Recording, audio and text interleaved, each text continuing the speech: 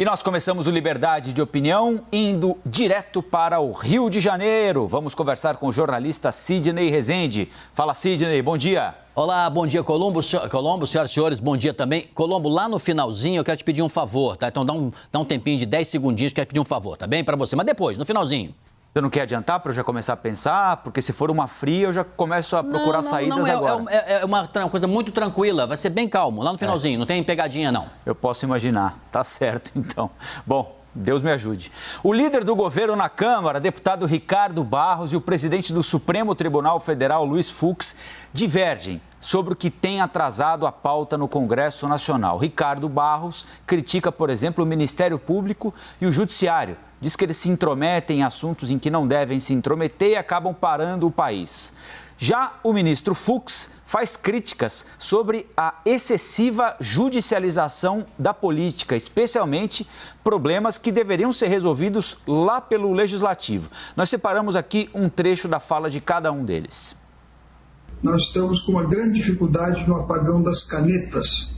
No Brasil, a forma predatória como o Ministério Público, o Judiciário, o Tribunal de Contas, a Controladoria Geral da União agem sobre os agentes públicos, processando-os em pessoa física quando discordam da decisão que foi tomada, por mais que ela esteja politicamente correta e esteja tecnicamente correta, mas há um ativismo político desses órgãos. A judicialização da política é a provocação da política para que o judiciário decida questões que eles não resolvem na arena própria. Bom, nós vimos as declarações que foram extraídas da participação por videoconferência do Fórum Jurídico de Lisboa, em momentos diferentes, do presidente do Supremo, Luiz Fux, do deputado Ricardo Barros, líder do governo na Câmara. Isso significa que um não sabia da fala do outro. À noite, o líder do governo, Ricardo Barros, foi até o estúdio da CNN em Brasília para uma entrevista exclusiva ao jornal da CNN e reafirmou o que ele chama de desgaste entre tribunais e agentes públicos. Mas disse que Fux estava correto em algumas críticas. Vamos assistir. Eu queria dizer que o presidente Fux tem razão. Os partidos de oposição perdem no plenário e correm para entrar com ação no Supremo para questionar aquilo que perderam no plenário. É isso que tem acontecido e eu quero reconhecer que o ministro Fux fez uma crítica correta nesse momento. Então, Sidney, nós temos dois pontos importantes aí. E um deles, a convergência entre o ministro Fux e o deputado Barros, que há uma excessiva judicialização da política. E nós noticiamos isso aqui praticamente todo dia, né? Tem um partido derrotado no Congresso Nacional, a primeira coisa que ele faz é correr ao Supremo Tribunal Federal para tentar vencer a parada via Poder Judiciário, reverter a derrota no Congresso no Poder Judiciário. E tem um outro ponto colocado pelo deputado Ricardo Barros, que é uma excessiva interferência de promotores públicos, de juízes na administração pública. E aqui a gente não está falando de denúncia de corrupção, de investigações que são necessárias, mas muitas vezes de uma tentativa de interromper uma determinada obra por uma determinada razão, de impedir que um governo tome determinada atitude por outra razão. Você concorda com esses dois aspectos centrais da discussão que nós assistimos agora, Sidney? Colombo, os dois estão certos, embora nada como uma hora depois da outra, com a cabeça um pouco mais fria, e Ricardo Barros voltou um pouco atrás, porque eu discordo da forma como ele disse, né? Ele citou maneira predatória, não acho que seja isso. Ele disse ativismo político, não veria desta forma. Acho que ele ultrapassou um pouco o sinal aí na análise que fez. Mas por que os dois estão certos? Daqui a pouco eu posso até prosseguir. Colombo.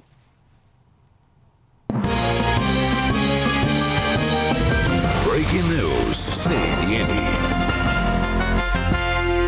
A Pfizer acabou de informar que os resultados finais da última fase de testes mostraram que a vacina tem 95% de eficácia. Nós voltamos a Nova York, aos Estados Unidos, para conversar mais sobre este anúncio importantíssimo feito agora há pouco com Mariana Jangiacomo. Mariana, o que é que você tem de informação sobre este anúncio? Oi, Rafael. Olha, mais uma excelente notícia. O CEO da Pfizer anunciou que deve entrar com um pedido para autorização de uso emergencial da vacina contra a Covid-19 dentro dos próximos dias. O pedido para autorização emergencial na FDA, a agência que regula os medicamentos aqui nos Estados Unidos, equivalente à Anvisa no Brasil. Ele faz isso, então, porque já tem todos os dados necessários sobre segurança da vacina. A vacina se mostrou eficaz. Apenas cerca de 2% dos voluntários nessa fase final de testes relataram sentir fadiga, então um efeito colateral muito leve, e essa eficácia é uma eficácia de 95%, que foi consistente entre todos os grupos de voluntários, todas as idades, até mesmo nos voluntários com mais de 65 anos de idade, que têm um risco maior para a Covid-19, a eficácia da vacina foi de mais de 94%. Então são resultados muito animadores e agora eles reúnem essas informações para entrar com um pedido aqui nos Estados Unidos. E olha, Rafael, foram mais de 43 mil voluntários que participaram dessa fase 3 de testes.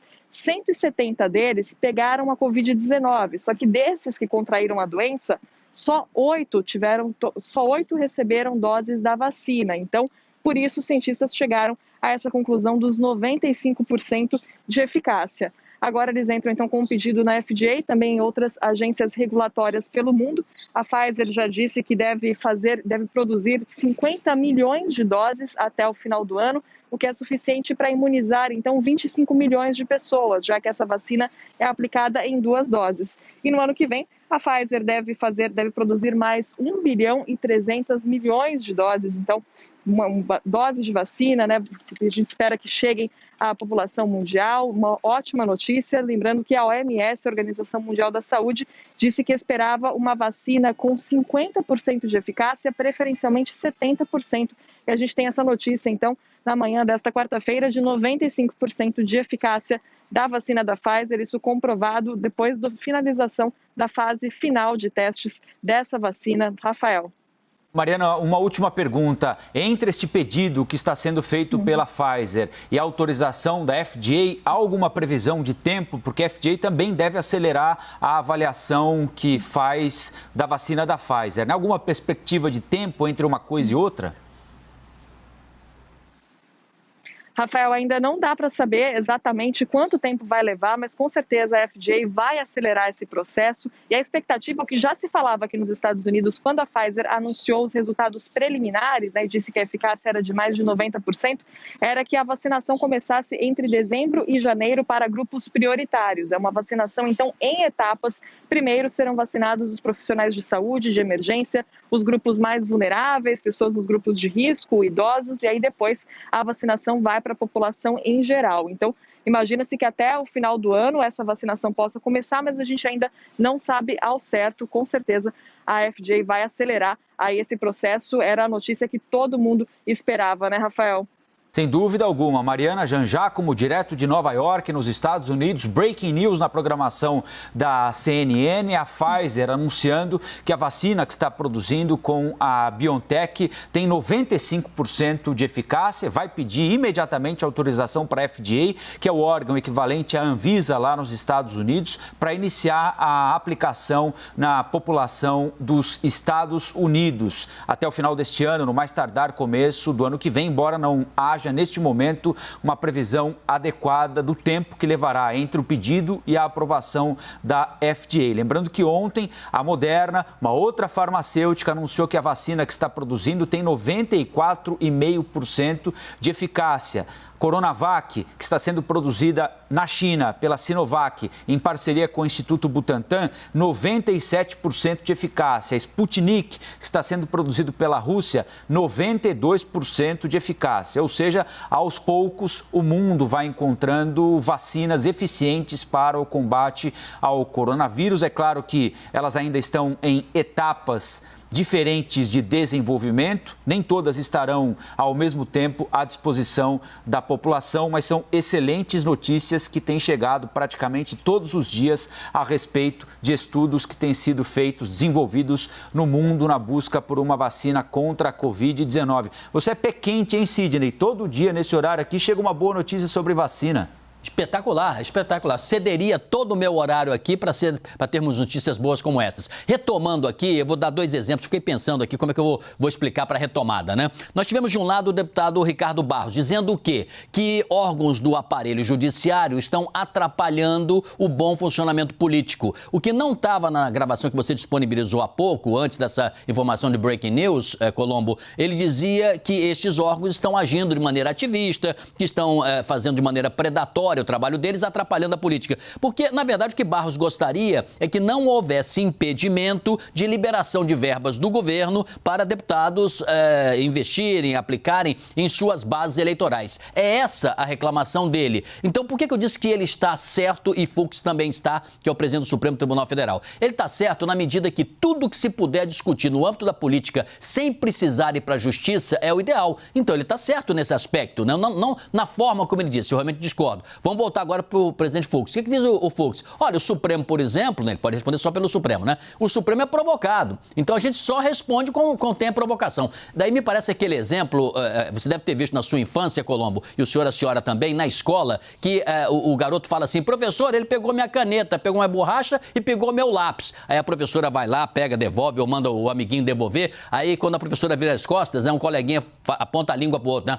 Faz assim, aponta a língua pro outro, quer dizer, tá vendo? Me dei bem. Então não precisa necessariamente chamar a professora para você pedir pro coleguinha devolver a borracha, o lápis e a caneta. Então muitas vezes no Congresso, de fato, os partidos vão recorrer, não é porque perdem só não, recorre às vezes até antes, né? Para que o Supremo faça o papel da professora. Desnecessário, né? Vamos ser mais adultos e menos infantilizados. Bom, nós vamos ao Amapá agora, porque Macapá registrou um novo apagão completo ontem à noite. A prefeitura afirmou que desta vez a falta de energia foi causada por uma sobrecarga em um transformador. Segundo a companhia transmissora, a energia foi restabelecida em alguns bairros durante a madrugada e a ocorrência não está relacionada à empresa. Desde domingo, a capital do Amapá está em esquema de rodízio de abastecimento por causa daquele apagão que atingiu o estado há 2 semanas.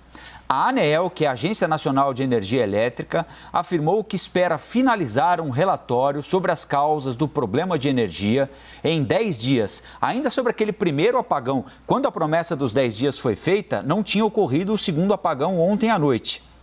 E a ANEEL garantiu: os responsáveis vão responder pelo problema.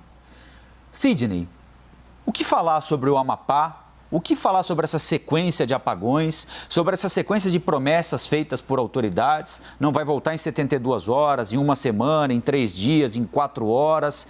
E no final das contas, a situação de Macapá, dos moradores de outras cidades do Amapá, é de absoluta humilhação, não é? O que dizer para essa gente? Bom, primeiro é o seguinte, Colombo, não há problema que você não possa resolver, né? Ser humano cria, ser humano tem que resolver. Então, primeira coisa o assunto mais importante do Brasil é o combate à Covid, ao coronavírus. Assunto número 1. Número 2 é resolver a situação urgente do Amapá, especificamente do Macapá.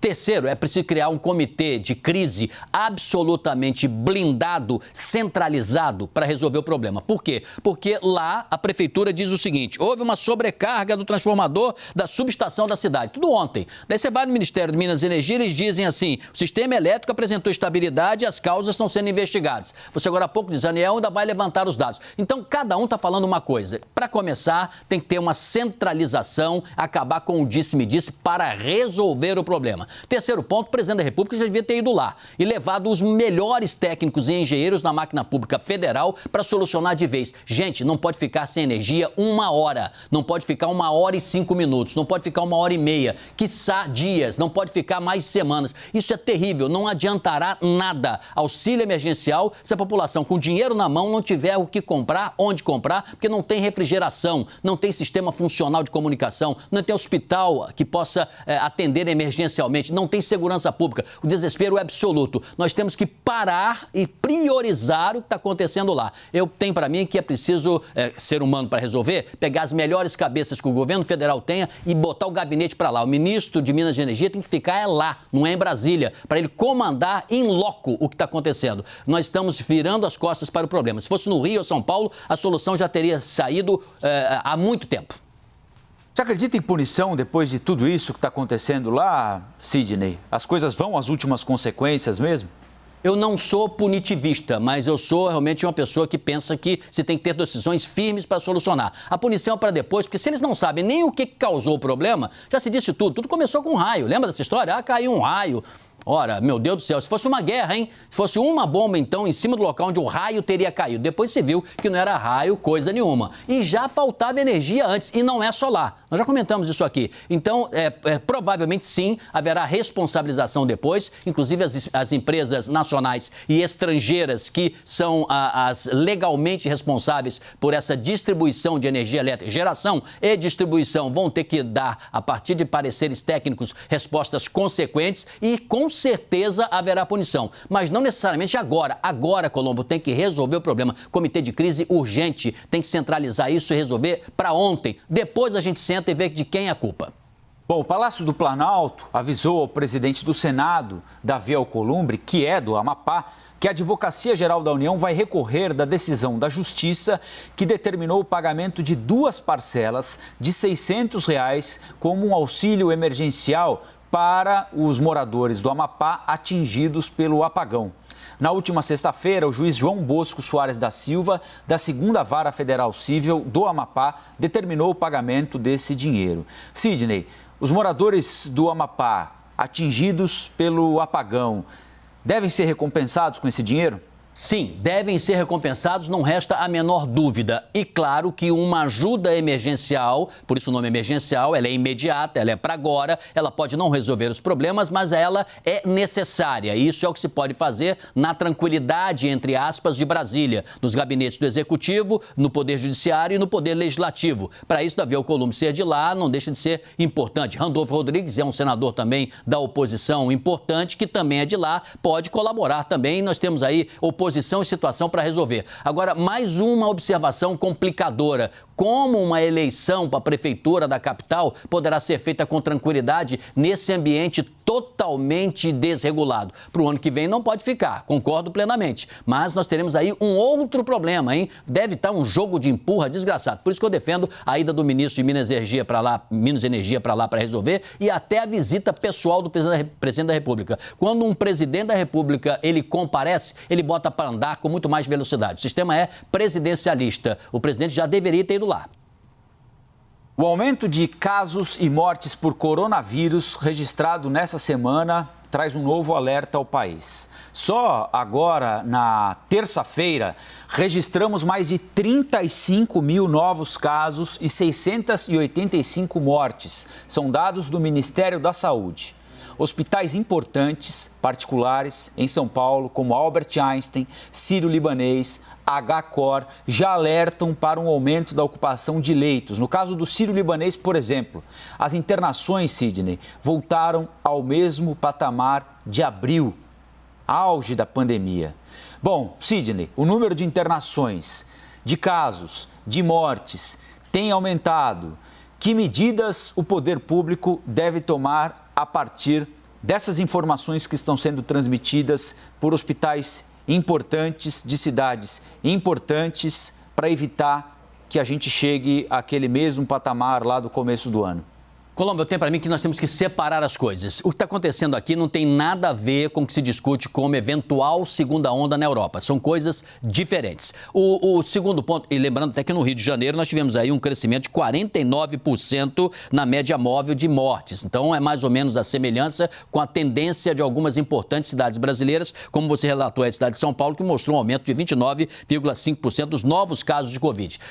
Por que nós temos que separar? Para enfrentar o problema de maneira localizada. Isso não está se dando em todo o Brasil, mas está se dando em alguns lugares onde a população começa a ter uma certeza equivocada, completamente errada, de que o pior já passou, que nós estamos muito próximos de uma solução e estamos mesmo com a vacina que poderá chegar, que é o terceiro tema da história, do tripé, né? Então, o primeiro não tem nada a ver com o que está acontecendo lá fora, pode vir a acontecer no futuro? Pode, mas não é o que está no horizonte agora, premente. Segundo ponto é voltar às recomendações que insistentemente os meios de comunicação têm feito, nós inclusive, de maneira responsável, mas não é todo mundo que está acreditando. Então, você começa começa a ver aglomerações sim, você começa a ver pessoas que já começam a tirar a máscara, já não vê aquela procura nas farmácias por álcool em gel, já não vê em todos os lugares o álcool em gel disponível, há uma certa sensação de relaxamento. Como a eleição tira o foco disso, porque a eleição ela desestabiliza esse quadro para tratar de outras necessidades, de outras urgências, nós estamos deixando de arregaçar as mangas. Pessoal, é preciso voltar a ter esses cuidados, não é preciso que as autoridades retomem isso para baixar essa média móvel. É possível baixar sim e é possível fazer isso mais ou menos rápido, talvez em 2 semanas. Você acha que para fazer isso vai ser necessário rever alguma liberação de funcionamento de comércio, adotar novas medidas que restringam a circulação das pessoas, abertura de lojas, restaurantes, esse tipo de coisa, fechamento de parque, ou dá para tentar sem isso por enquanto? Colombo, dá para tentar sem isso por uma razão. Quando lá atrás não se sabia como fazer, se optou por uma medida mais radical, que é aquele lockdown, que é aquela medida de choque mais imediato. Depois houve uma necessidade premente de fazer com que a economia voltasse a retomar, os números passaram, principalmente de internações, a ser mais controlados, o próprio uso da máscara, a chegada dos respiradores, a distribuição de álcool em gel e outras medidas preventivas trouxeram bons efeitos, né? Bons efeitos de controle, principalmente dos hospitais, e agora nós já sabemos disso tudo. Se a gente sabe, é preciso usar mais responsabilidade. É acreditar na capacidade adulta de inteligência do povo brasileiro de entender que, se não agirmos com seriedade agora, pode ser que essas medidas que você citou há pouco possam vir a ser tomadas mais adiante. Mas eu acho que ainda dá para resolver isso, acreditando na capacidade do povo, se as autoridades ajudarem também e se entenderem. Se cada um puxar para um lado, aí vai ficar difícil. A gente tem que todo mundo remar para o mesmo lado, né? Acho que houve alguma precipitação de prefeituras e governos estaduais, por exemplo, de desmobilizar hospitais de campanha que custaram caro para serem instalados, equipamentos que demoraram para chegar aqui e foram quase que imediatamente desmobilizados em muitas cidades, e agora pode acontecer, né, de uma pressão sobre hospitais públicos, por exemplo, nos deixar com leitos a menos do que nós deveríamos ter, Sidney? Nós agimos rápido demais nesse sentido? Colombo, se houver um planejamento, pode ser evitado, sim, mesmo sem os hospitais de campanha. Por quê? Porque os respiradores que não existiam, eles existem, estão aí. Alguns estão até encaixotados, que estavam sendo utilizados nos hospitais de campanha a que você fez referência. Mas existem unidades, inclusive no Rio de Janeiro, tem unidades disponíveis de espaço para eles serem recolocados e remontados. Então, não há necessidade de hospitais de campanha, não estamos nessa linha de desespero que estávamos. Mas pode ser, se perder o controle completamente, que eu não acredito, aí sim poderíamos lamentar o fato de eles terem sido fechados. Mas tem espaço sim em hospitais que estão com o espaço físico adequado para receber os respiradores. Pois é. Bom, vamos continuar aguardando, monitorando esses dados todos que são preocupantes, não é, Sidney? Mas, por enquanto, como você lembrou, não indicam ainda uma segunda onda e continuar aguardando novidades aí sobre as vacinas que estão sendo desenvolvidas, né? Aliás, o governo brasileiro tem feito reuniões com fabricantes das vacinas, né? Já se reuniu com o pessoal da Pfizer, está se reunindo com outras multinacionais que também estão produzindo vacinas. Você acha que o Ministério da Saúde compreendeu que, independentemente de onde vem a vacina, o importante é tê-la desde que comprovada a sua eficiência? Eu tenho achado o presidente da República, inclusive, mais tranquilo e mais calmo, e eu acho que ele ajuda agindo assim. E logo agora que o ministro Pazuello, que é forte em logística, certamente vai mostrar o seu lado de maior eficiência, né? Porque se o ministro não conhecia o que era o SUS, não sabia detalhes de saúde, e isso no primeiro momento foi muito ruim, mas agora o que ele é forte é justamente na distribuição e na logística quando chegar a vacina, e brevemente chegará. Mais cedo ou mais tarde ela chegará. É uma questão de poucos meses, né? Então, a hora do planejamento, a hora do orçamento e do início do pensamento prático de como será aplicado na ponta final, na logística, é o forte do ministro. Então, eu não sei, eu tenho a impressão mais otimista, sabe? Eu acho que a gente pode ter um desfecho um pouco melhor agora do que tivemos nos primeiros meses. E bom, Então, Sidney, é isso, né? Você tinha deixado uma pegadinha para mim agora, não é isso? Tinha, é muito rápido e até é sério. Ontem eu fui procurado por pesquisadores, Colombo, que tem muito carinho pelo nosso trabalho aqui, nos fizeram muitos elogios. Não vamos ficar nesse delonga, não, posso conversar fora do ar sobre você.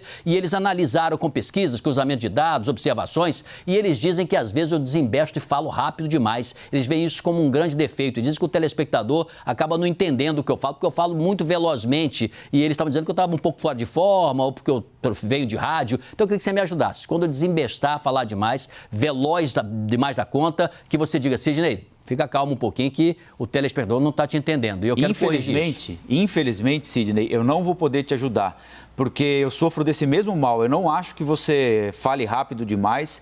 Eu acho que esse tom, e aqui não estou falando para te agradar, muito longe disso, né?